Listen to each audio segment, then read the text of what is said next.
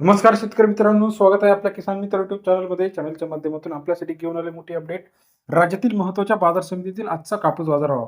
अमरावती कापूस बाजारभाव, भिवापूर कापूस बाजारभाव, सावनेर कापूस बाजारभाव, पुलगाव कापूस बाजारभाव, हिंगणघाट कापूस बाजारभाव. राज्यात कापूस बाजारमध्ये मोठ्या प्रमाणात चढ उतार होत आहे.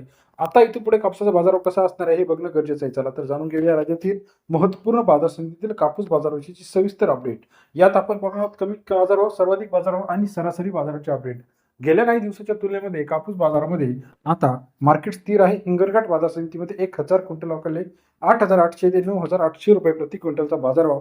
हिंगणघाट कृषी उत्पन्न बाजार समितीमध्ये 98 रुपयापर्यंत सर्वोत्तम दर आपल्याला पाहायला मिळतो आहे. पुढील बाजार समिती जी आहे पुलगावमध्ये सुद्धा आज चांगला दर आपल्याला पाहायला मिळतो, परंतु आवक ही मोठ्या प्रमाणात पुलगावची घटल्याचं पाहायला मिळतं. 440 क्विंटलची आवक 8,400 ते 9,620 रुपयाचा बाजारभाव.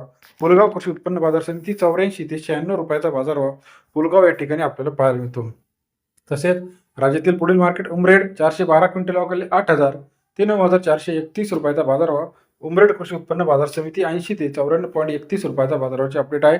तसेच राज्यातील सिंधी सेलूमध्ये 385 क्विंटल अवकाले 8,500 ते 9,705 रुपयाचा बाजारभाव. सिंधी सेलू या ठिकाणी 85 ते 97 रुपयाचा बाजाराचे अपडेट आहे.